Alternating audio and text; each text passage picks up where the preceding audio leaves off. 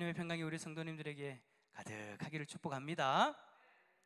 오늘 본문에서 여러분 사도 요한은요, 요한 1서를 읽는 독자들에게 세상을 사랑하지 말라라고 그렇게 권면을 하고 있습니다.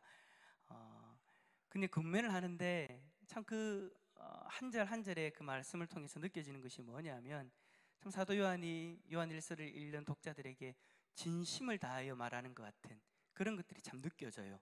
제가 왜 이렇게 진심을 다하고 있다, 진심을 다하는 권면이다라고 표현하는 이유가 뭐냐면, 요한이 독자들을 부르는 데에, 독자들에 대해서 표현하는 데에 그 단어 하나하나가 참 특이하기 때문입니다. 그냥 너희들은, 하나님의 백성들은 그렇게 이야기하는 것이 아니라 요한은 12절과 14절부터 세 가지의 표현을 하는데 뭐라고 하느냐? 자녀들, 혹은 아이들, 그리고 아버지, 아비들, 그리고 청년들. 꼭 가족과 같은 분위기로 가족들에게 이야기하는 것처럼 아들아, 자녀들아, 그리고 아비들아, 청년들아 라고 그렇게 표현하는 거예요. 여러분, 요한이 독자들에게 이렇게 표현할 수 있는 이유가 뭐냐? 여러분, 사도 요한이 요한 1서를 기록할 때의 나이가 최소한 70세 이상이었기 때문입니다. 제가 한번 계산해 보면 80에서 90 사이가 아닐까. 근데 이제 연수로 생각해 봤을 땐 최소한 70이라는 겁니다. 나이가 지긋한 노사도 요한이 독자들을 자신의 그 자녀들처럼 부르면서 자신이 그들에게 편지를 쓰는 이유를 하나하나 이야기해 주죠. 요한이 독자들을 자신의 자녀들로 부른다라는 것은 그만큼 그들을 소중하게 여긴다라는 것으로 우리는 해석할 수 있습니다. 12절부터 14절까지 요한이 요한 1서의 서신서를 쓰는 이유를 언급하는데, 쓰는 이유와 쓴 이유라는 두 가지의 표현으로 그들에게 이유를 이야기해줘요. 쓰는 이유와 쓴 이유. 어떤 이들은 쓰는 이유라고 표현한 것을 현재의 서신서, 그러니까 요한 1서를 이야기하는 것이다, 요한 1서를 쓴 이유를 이야기한 것이다 라고 이야기를 하기도 하고, 쓴 이유다라고 표현한 것을 이전의 서신서들을 언급한 것이다 라고 그렇게 해석을 하기도 합니다. 하지만 여러분, 본문의 말씀을 가만히 한번 읽어보면 우리가 뭘 발견할 수 있냐면, 앞에서 쓰는 이유, 그리고 뒤에서 쓴 이유라고 표현하면서 적었던 그 이유들이 가만히 보면 크게 다르지 않는다는 것을 볼 수 있어요. 그리고 다른 서신서를 굳이 언급하면서까지 이 내용들을 적지 않아도 되는 내용들이죠. 그래서 이 두 부분 다 현재의 서신서, 즉 요한 1서를 쓴 이유에 대해서 이야기하는 것이다 라고 일반적으로 학자들은 그렇게 해석을 합니다. 그런데 그렇게 쓰는 이유를 이야기할 때 내용을 보면 무슨 내용이냐? 자녀들아 하면서 내가 너희들에게 쓰는 이유는 너희 죄가 사함받았기 때문이다 라고 이야기하고, 아비들아 라고 이야기하면서 그 이유를 태초부터 계신 이를 알았기 때문이다 라고 이야기하고, 청년들아 부르면서 악한 자를 이겼기 때문이다 라고 그렇게 하죠. 쓰는 이유에 대해서 이 세 가지를 이유하고, 그 다음에 바로 이어서 뭐라고 하느냐? 쓴 이유. 쓰는 이유, 쓴 이유. 지금 똑같은 이야기 하는 거 아닙니다. 쓰는 이유, 쓴 이유. 그러니까 한글 성경으로 보면 쓰는 이유, 지금 쓴다. 쓴 이유, 예전에 썼다라고 받아들일 수도 있지만 앞에서 이야기한 것처럼 여러 가지 이유들로 인해서 요한 1서만을 이야기한다고 하는데, 쓴 이유에 대해서 뭐라고 이야기하느냐?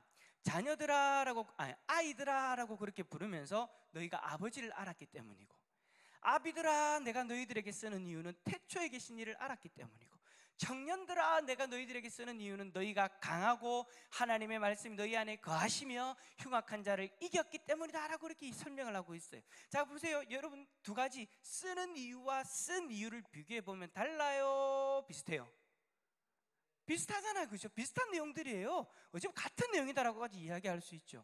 요한 1서를 받아서 읽고 있는 독자들은 지금 요한 1서 1장부터 기록된 내용들을 통해서 지금 이 두 부류로 나누어서 이야기했던 그 모든 것들을 발견할 수 있었어요. 태초에 하나님 아버지, 성부 하나님, 태초에 성자 하나님이 계셨고, 그 아들로 말미암아 죄사함을 받아서 악한 자를 이기는 복음의 내용을 지금 앞에서의 본문들을 통해서 알게 되었다라는 거예요. 이러한 내용은 지금 우리가 요한 1서를 읽고 있는 우리도 마찬가지죠. 우리는 여러분 자신이 죄인이라는 것을 알고 있습니다. 믿으십니까? 동일하게 고백하실 수 있나요? 우리는 죄인이에요. 이미 그 부분에 대해서 다 알고 있어요. 그리고 태초에 계신 성부 하나님, 그리고 태초에 계신 성자 하나님, 예수 그리스도를 통해서 예수 그리스도가 우리를 위해서 이 땅에 오셨다는 것도 우리는 알고 있어요. 또한 우리의 죄를 위해서 예수님이 십자가에서 죽으시고 부활하심으로 인해서 흉악한 자, 곧 사탄을 이겼다는 것도 알고 믿고 있습니다. 이러한 내용을 이미 우리는 알고 있었고, 요한 1서 앞에서 우리가 쭉 살펴보면서 또다시 한 번 더 발견하고 그렇지 맞아라고 우리는 믿음으로 동의하였죠. 요한은 이러한 내용을 알고 있는 우리에게 2장 1절부터 11절까지 뭐라고 이야기했습니까? 그리스도 안에 있는 사람은 주님의 계명을 지키는 자다. 그 계명이 사랑을 행하는 것이다 라고 그렇게 강조하면서 하나님을 사랑하고 이웃을 사랑하는 자가 진정 이 땅에 빛으로 오신 그리스도 안에 거하는 사람이다 라고 그렇게 우리는 지난주까지 말씀을 살펴보았어요. 그러고 나서 이제 요한이 뭐를 이야기하느냐, 독자들을 나의 자녀들아, 아이들아, 아비들아, 청년들아, 그렇게 정말 사랑이 가득한 표현을 그렇게 하면서 아비가 자식에게 권면하듯이 진심으로 그들을 걱정하고 사랑하며 위하는 마음으로 한 가지를 강조하면서 권면하는데, 그게 뭐냐니까 15절 말씀에 있는 것처럼 세상에 있는 것들을 사랑하지 말라입니다. 세상에 있는 것들을 사랑하지 말라. 앞에서는 빛 가운데 거하는 자들은 어떻게 살아야 된다고요? 사랑을 행하면서 하나님을 사랑하고 이웃을 사랑하면 빛 가운데 거하는 자가 된다. 그렇게 빛 가운데 거하는 자는 당연히 그렇게 살아야 된다라고 이야기했지만, 이제는 반대로 빛 가운데 거하는 자라면 사랑하면 안 돼. 뭐를요? 세상을 사랑하면 안 돼. 성부 하나님과 성자 하나님을 알고 죄사함을 받아서 흉악한 사단의 권세를 이긴 자는 세상을 사랑해서는 안 된다라고 그렇게 권면하고 있는 거예요. 여러분, 이 마음이 꼭 여러분들의 마음이지 않습니까? 여러분들에게도 지금 제가 보니까 다 자녀들이 있으시잖아요, 그죠? 여러분들의 자녀들이 세상을 사랑하고 세상으로 빠지길 원하시는 분이 있으십니까? 역시 집사님 없으면 어쩝니까? 감사합니다. 맞아요, 없어요. 저도 마찬가지고 우리 장로님들, 권사님들, 집사님들도 마찬가지예요. 나의 자녀들이 세상을 사랑하고 세상으로 나아가기를 원하는 사람은 아무도 없어요. 다 뭘 원해요?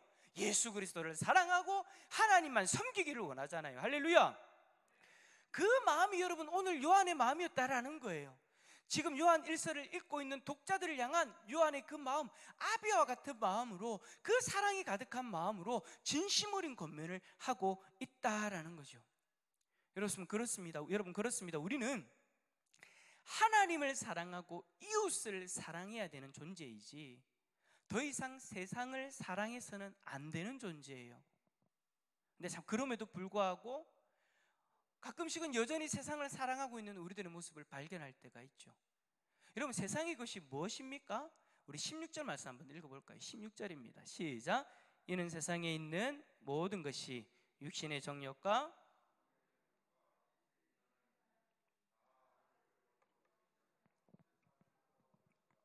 아멘.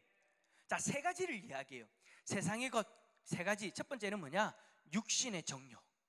육신의 정욕을 이야기하는데, 이것은 여러분 성경에서 타락한 본성을 이야기할 때 많이 쓰는 표현이죠. 성경을 읽으면 육신의 정욕이라는 표현을 참 많이 발견하잖아요. 특히 신약 성경에서. 여러분, 바울은 로마서 8장 13절에서 그리스도인이 육신대로 살면 반드시 죽는다라고까지 이야기를 했어요. 갈라디아서 5장 16절에서는 성령을 쫓아 행하는 것과 대조적인 개념으로 이 육신의 정욕을 표현하기도 했죠. 이처럼 여러분, 육신은 하나님으로부터 돌아선 인간의 본성을 뜻하는 것인데, 하나님으로부터 돌아서는 삶에 대한 욕망을 이야기할 때 육신의 정욕이라고 표현을 하는 거예요. 인간이 가진 육신의 정욕은 하나님의 뜻이 아닙니다. 하나님의 뜻이 아니라 오로지 우리가 육신의 것을 추구하며 육신의 것을 더 누리려고 하는 우리들의 욕망이죠. 우리들이 선택하고 세상에서 주는 것들을 그대로 아무 거리낌 없이 받아들이고 있는 그 모습이 바로 육신의 정욕이에요. 여러분, 오늘 우리의 모습을 볼 때 어떻습니까? 하나님의 뜻에 대한 욕구가 많은 모습입니까? 아니면 육체적 욕구를 더 갈망하고 그 욕구를 해결하기 위해서 아둥바둥 살아가는 모습입니까? 우리도 여러분 하나님을 알고 예수 그리스도도 알고 예수 그리스도로 말미암아 구원받은 하나님의 백성이라면 이제는 우리는 하나님의 뜻을 이루며 살아가야 되는 줄 믿습니다. 근데 여러분, 이건 우리가 이미 알고 있는 거잖아요. 앞에서 이야기한 것처럼 이미 요한 1서를 읽기 전에 이미 그 앞에 성경에서 이미 들었고 알고 있고 믿고 있는 내용들이에요. 최소한 여기에 계신 분들이라면 그것을 이미 다 알고 계시는 분이죠. 그래서 여러분, 우리는 어떻게 삽니까? 날마다 이 육체의 정욕에 넘어지지 않기 위해서 노력하며 살아가고 있잖아요. 그죠? 뭐 아멘이시면 아멘이시고 노멘이시면 노멘이시고 육체의 정욕을 이기기 위해서 아둥바둥 살아가고 있잖아요. 그죠? 아이고 목사님, 나는 막 그냥 되는 대로 살아갑니다 라는 분 있어요? 없잖아요. 그죠? 최소한 여기에 계시는 분이라면, 최소한 온라인 예배를 드리시는 분이라면 육체의 정욕을 이기기 위해서 최선을 다해 싸우고 있는 줄 믿습니다. 그런데 우리가 육체를 입고 있다 보니까, 이 땅에 연약한 육체를 입고 있다 보니까 가끔은 생각지도 못한 상황에서 사단의 그 교묘한 유혹에 넘어가 버릴 때가 있어요. 우리가 넘어지지 않으려고 아둥바둥하고 그렇게 말씀 가운데 살아가려고 아둥바둥하고 있지만 어쩌다 보면 그렇게 넘어갈 때도 있다라는 거예요. 특히 어떤 부분에, 내가 좋아하는 부분에, 평소에 관심을 가지고 있는 부분들에 대해서 하나님의 뜻을 생각하지도 않고 그냥 그것에 대한 욕망으로 넘어질 때가 있죠. 그게 여러분 솔직한 저와 여러분들의 모습이지 않습니까? 우리가 육체의 정욕을 넘어지지 않아야지 마음먹고 그렇게 애를 쓰지만 완벽하게 살아갈 수 없는 것이 또한 우리들의 모습이기도 하더라라는 거예요. 근데 중요한 것은 뭐냐? 만약 우리가 육체의 정욕으로부터, 육체의 욕망으로부터 벗어나지 못하고 살아간다면 그 모습은 더 이상 오늘 말씀이 뭐라고 얘기해요? 하나님을 사랑하는 모습이 아니라 세상을 사랑하는 모습이 되어버린 것이다 라고 그렇게 이야기하고 있다는 거죠. 그것이 세상의 모습 첫 번째. 두 번째는 뭐예요? 안목의 정욕이에요. 따라서 합시다. 안목의 정욕. 여러분, 안목의 정욕이라는 것도 여러분 잘 아시잖아요. 안목의 정욕이라는 것이 뭘 통해서 들어오는 욕망을 이야기하는 거예요? 또 이렇게 했는데 또 손가락 하면 안 됩니다. 뭘 통해서? 눈을 통해서, 우리가 보는 것들을 통해서 우리의 마음 가운데 들어와 버리는 죄악된 욕망을 이야기하는 거예요. 여러분 잘 알고 있다시피 눈은 여러 감각 중에서 쾌락을 감지하는 첫 번째 통로입니다. 우리가 쾌락을 감지할 때 항상 뭐부터 시작하냐면 눈부터 시작하는 거예요. 눈으로 보는 것부터 시작하는 거예요. 그래서 내가 무엇을 바라보느냐에 따라서 우리는 은혜를 누리기도 하지만 반대로 죄악에 넘어지기도 합니다. 많은 크리스찬들이 예수님을 믿고 새로운 삶을 살아가려고 딱 다짐하죠. 여기 계신 우리 장로님들, 권사님들, 성도님들, 집사님들도 다 마찬가지일 거예요. 옛날에 제일 처음에 신앙생활 시작할 때 나 이제 하나님 믿고 예수님 믿고 정말 거룩하게 살아야지, 옛날에 살았던 죄악된 모습들 다 버리고 살아야지. 근데 여러분, 우리가 그렇게 잘 안 되잖아요. 그죠? 안 됐던 이유가 뭐예요? 안 됐던 이유가 뭐죠? 그렇게 수많은 다짐을 했음에도 불구하고 넘어진 이유가 뭐였죠? 바로 이 안목의 정욕 때문이에요. 무슨 말이냐면, 예를 들어서 알코올 의존증이 있는 분을 있다고 한번 생각해 봅시다. 여러분, 알코올 의존증, 요즘에는 알코올 의존증이라고 하지만 옛날에 뭐라고 얘기합니까? 옛날에 뭐 단어가 술? 예. 감사합니다, 장님. 술주정뱅이. 그러니까 술에 빠져 살아가는 거예요. 근데 여러분, 이 알코올 의존증, 요즘에 알코올 의존증이라 하거든요. 근데 이 알코올 의존증에서 벗어나기 위해서 노력을 하는데, 이게 제가 그런 분들 참 많이 만나봤어요. 예전에 제가 맡았던 부서 중에 한 부서가 그런 부서가 있었어요. 병원에 계신 분들을 주로 이제 모아서 이제 하는 건데, 알코올 의존증인 분들이 대부분이었거든요. 근데 이분들이 정말 예수님을 믿고 한번 제대로 살아보겠다 다짐을 정말 많이 해요. 정말 처절하게 해요. 처절하게 하는데도 불구하고 안 보이면은요, 어느 날 주일날 교회 안 오잖아요. 그럼 다들 전부 다 예민해져요. 왜 예민해지느냐? 100% 이분이 넘어졌다는 것이 확실하거든요. 주중에 가보면은요, 다시 술로 돌아가 있어요. 왜 그러한 어떤 다짐대로 살아가지 못하느냐? 왜 술을 끊어내지 못하느냐? 그 눈은 여전히 술병을 보고 있고, 그 눈은 여전히 술 먹는 자리에서 술 먹는 사람들을 보고 있기 때문인 거예요. 그러한 환경 속에서 여전히 끊어야 될 것들을 보고 누리고 있는 것들을 보고 있으면 절대 알코올 의존증에서 빠져나올 수 없어요. 알코올의존증에서 빠져나오려면 그 환경으로부터 완전히 독립해버려야 돼요. 근데 이분들이 거의 대부분이 그런 분들이 모여서 살아가요. 나는 이걸 끊어야지, 이것으로부터 자유함을 누려야지 라고 다짐하지만 집에 가면 뭐예요? 바로 옆집, 바로 윗집, 바로 밑에 집에 다 그런 사람들이 있는 거예요. 혼자 그 마음을 먹고 들어갔는데 여전히 술병들을 나뒹굴고 있고, 술 먹는 사람들이 여전히 자기들 앞에서 술에 취해가지고 그 모습을 보여주니까 끊어내버릴 수가 없는 거예요. 여러분, 도박도 마찬가지잖아요. 성적인 타락도 마찬가지예요. 쇼핑 중독도 마찬가지예요. 여러분, 쇼핑 중독 벗어나려면 TV에 나오는 쇼핑 채널 봐야 돼요, 안 봐야 돼요? 안 봐야 돼요. 어떻게 해야 돼요? 몇 번의 쇼핑 채널이 나오면 그 번호를 뛰어넘어가야 돼요. 절대 아래 위로도 내려가면 안 되고 그 번호를 피해서 눌러야 돼요. 7번이 쇼핑이다 그럼 8번 눌러서 넘어가 버려야 돼요. 근데 6번에서 7번 넘어갔다 8번 넘어가면 안 된다니까. 왜요? 봐버리거든. 봐버리면 엄마야 예뻐라 하고 그냥 어느 순간 핸드폰이 내 손에 있다니까. 어느 순간 ARS 번호 누르고 있다니까.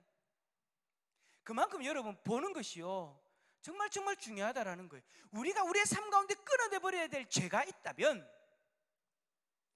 보는 것을 확신하게 차단해야 된다라는 거예요. 왜냐하면 우리라는 존재가 그 안목의 정욕에 쉽게 넘어지는 존재이기 때문에. 근데 여러분, 문제는 많은 이들이 이것을 간과합니다. 아무렇지 않게 생각해요. 저도 예전에 마찬가지였어요. 뭐 보기만 하면 생각 안 하면 되지, 안 하면 되지, 내가 안 넘어가주면 되지, 이렇게라고 그렇게 생각하고 아무렇지도 않게 봐요. 근데 보면 100% 넘어져 버려요. 우리라는 존재가 그렇다라는 거예요. 그것에 우리의 마음과 생각을 집중하게 되어지는 거예요. 없는 마음도 보면 생기게 되는 것이 우리들이더라라는 거죠. 그래서 우리는 하나님의 백성으로서 하나님만 바라보는 데 집중해야 됩니다. 틈만 나면 예배 드리려고 해야 되고, 틈만 나면 말씀 읽어야 되고, 틈만 나면 기도해야 되는 거예요. 이 모든 것이 하나님을 바라보는 거잖아요. 그래야 우리는 주님의 계명을 이루어가는 삶을 살아가고자 하는 욕구를 경험하게 되는 거예요. 이거는 거룩한 욕구잖아요. 우리에게 정말 필요한 욕구잖아요. 그런데 하나님을 바라보기보다 세상을 바라보기 시작하면 그 바라봄은 어느덧 안목의 정욕으로 우리에게 죄악된 영향을 미치기 시작합니다. 세상을 바라보면 세상의 기준과 세상의 방법이 우리의 마음에 가득해지고 우리를 지배하기 시작해요. 그래서 우리는 무엇을 보는가, 이게 너무나도 중요하다라는 거예요. 여러분, 오늘 하루의 모습을 한번 돌아보세요. 오늘 여러분들이 본 거는 뭐예요? 뭘 보셨어요? 여러분들의 눈이 머물렀던 것, 그것을 보면서 여러분들의 마음에 무엇이 자리 잡던가요? 하나님의 마음이 여러분들의 마음에 자리 잡던가요? 아니면 세상의 방법, 세상의 정욕이 여러분들의 마음에 자리 잡던가요?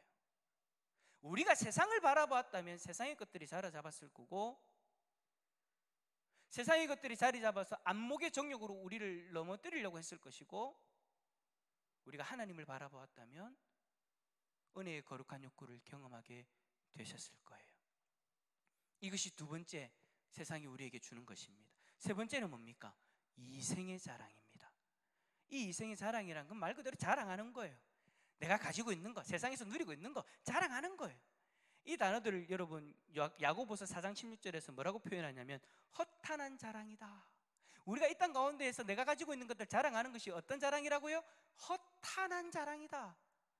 야고보는요, 자신을 높이거나 자신이 가진 소유를 자랑하는 것들을 허탄한 것이다, 허탄한 것이다 라고 그렇게 규정합니다. 그러면서 이 자랑을 악한 것이다 라고 그렇게 말해요. 왜냐하면 이 자랑에는 하나님이 없기 때문이에요. 이생의 자랑은 하나님과 관계없는 인생에 대한 자랑이에요. 하나님을 의지하지 않고 살아가는 그 삶을 그대로 보여주는 것과 마찬가지다라는 거죠. 근데 참 신기한 것은 뭐냐면요, 여러분, 우리도 솔직히 자랑할 때가 있잖아요, 그죠? 자랑할 때가 여러분들 없으신 거 같네, 눈을 딱 보니까. 자랑할 때 가끔씩 있거든요, 그죠? 자랑하는데 신기한 거는 뭐냐면 분명히 우리는 하나님을 의지하는 삶을 살고 있잖아요, 그죠? 아멘 한 번만 해주시면 되는데, 여러분들은 하나님을 의지하는 삶을 살아가고 계시잖아요. 근데 참 신기한 건 뭐냐면 저도 마찬가지고 우리 성도님들도 마찬가지고 모두가 하나님을 의지하는 삶을 살고 있고 하나님을 바라보길 원하고 하나님이 기뻐하시는 삶을 살아가길 원하는데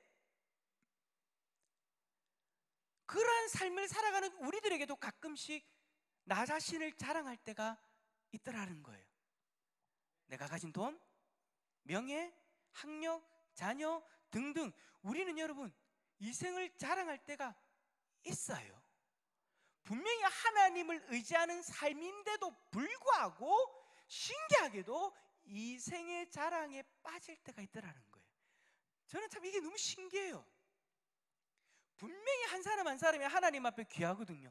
분명히 한 사람 한 사람이 하나님의 백성이고 그리스도로 말미암아 구원받은 하나님의 백성으로서 이 땅 가운데 살아가고 있는데 그래서 하나님을 의지하는데 그래서 하나님을 드러내기를 원하는데 하나님 앞에 영광 돌리기 원하는데 어느 순간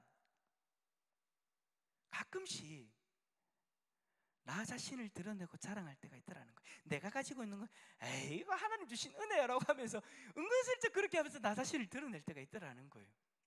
그게 저는 참 신기하다라는 거예요. 신기하게도 하나님을 의지하고 하나님만 드러낸 것 같은데 가만히 보면 자신을 드러내고 자랑하는 거 왜 그럴까요? 왜 그럴까요? 저는 이렇게 생각해요. 우리가 아직까지 예전의 모습을 다 버리지 못했기 때문이다. 저와 여러분 분명히 하나님 사랑합니다. 아멘이시죠? 그리고 하나님을 드러내고 하나님 앞에 영광 돌리기를 원합니다. 그런데 예전의 나 자신을 아직까지 완전히 정리하지 못한 모습이 우리들 가운데 여전히 있다라는 것도 사실이죠.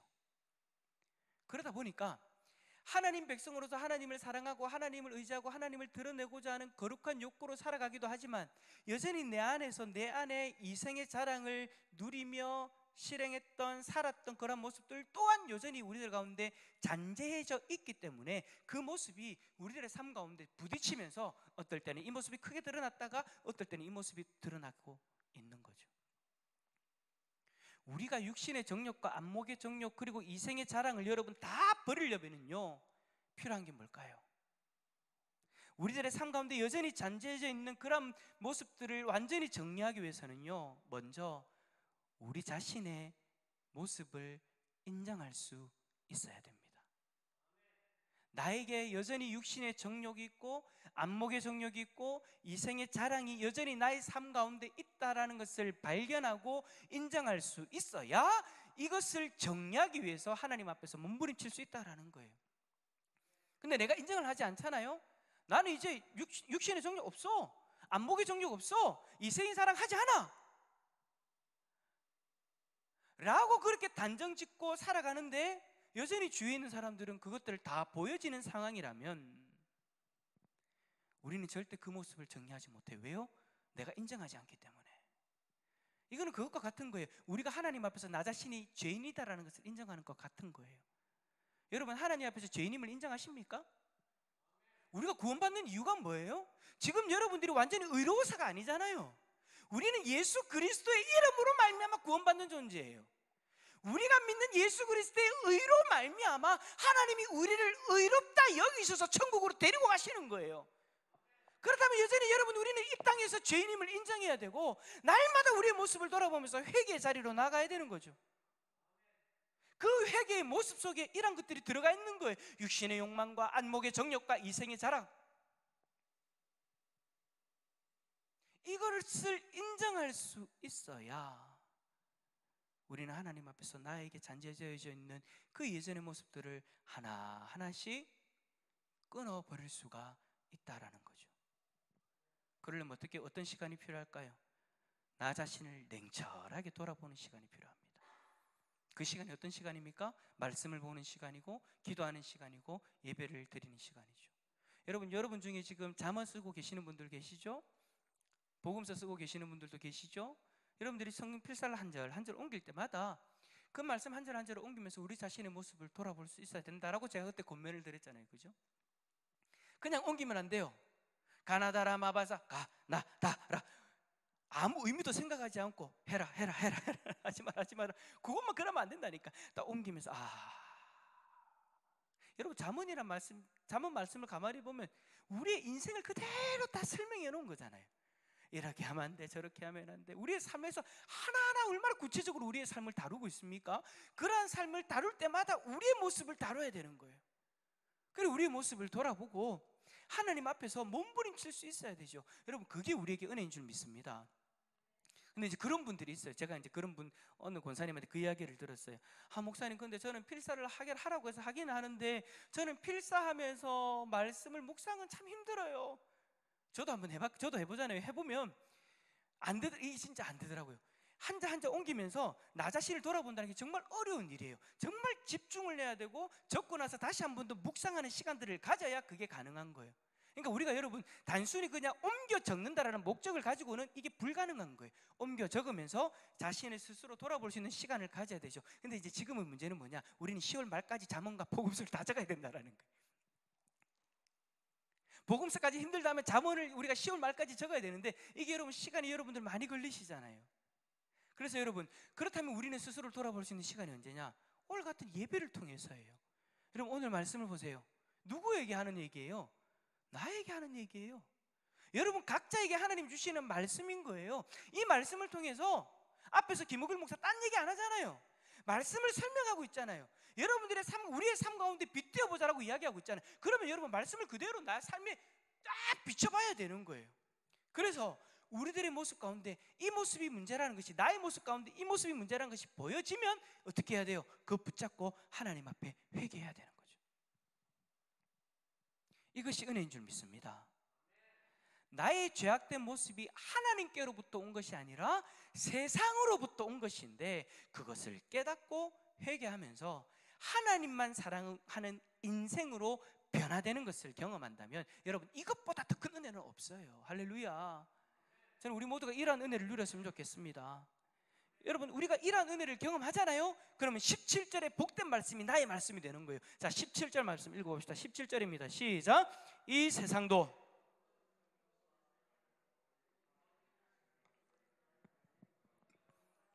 아멘. 이 세상도 그 정욕도 우리의 인생에 지나가는 것일 뿐이니라. 할렐루야. 이 세상도 그 정욕도 여러분 우리를 영원히 다스린 것이 아니래요. 어떤 이들은 참 몸부림치면서 넘어지면서 집요하게 우리를 괴롭히는 세상과 정욕으로부터 자신은 벗어나지 못한다라고 포기하는 사람들도 있어요. 말씀대로 살려고 해보는데 잘 안 되는 거예요. 처음에 왜 넘어질 때가 있잖아요. 한 번, 두 번 넘어질 때가 있잖아요. 한 번, 두 번 넘어지면서 어떤 생각을 하냐? 나는 이것으로부터 벗어나지 못해. 나는 이것을 해결하지 못해. 여전히 그것들에게 정복당하고 그것들의 종인 것처럼 영원히 살아가는 것처럼, 영원히 나를 지배하는 것처럼 그렇게 우리가 생각하고 살아가는 사람들이 있는데, 그런데 여러분 오늘 말씀 뭐라고 얘기합니까? 그것들은 그냥 지나가는 것일 뿐이니라. 할렐루야. 중요한 것은 지나가는 세상과 정욕 앞에서 무기력하게 끌려다니면서 그것들에게 마음 다 빼앗기고 상처 다 받고 그것들을 사랑하는 모습으로 살면 안 된다라는 거예요. 우리는요, 잠시 지나가는 세상과 정욕 앞에서 우리 자신들 냉철하게 돌아보고 회개하면서 하나님을 사랑하는 삶을 선택하면 되는 줄 믿습니다. 그리하면 우리는 하나님의 뜻을 행하는 자로서 영원히 거하게 되는 저 천국을 바라볼 수 있게 된다라고 오늘 말씀은 우리에게 이야기를 하는 거예요. 저는 솔직히 오늘 여러분 이 17절의 말씀이 정말로 위로가 되어져요. 이 세상도 그 정욕도 지나가되, 그 지나감 속에서 지금 우리가 살아가고 있는 거예요. 그것이 지나간다는 것을 우리가 알고 하나님 앞에서 회개하고 하나님만 사랑하고 살아가면 영원히 천국에서 거함을 바라보며 참된 기쁨을 누린다라는 것이죠. 사랑하는 성도 여러분, 죄악된 세상과 정욕 앞에서 이 놀라운 은혜를 다 누릴 수 있기를 예수 그리스도 이름으로 축원합니다.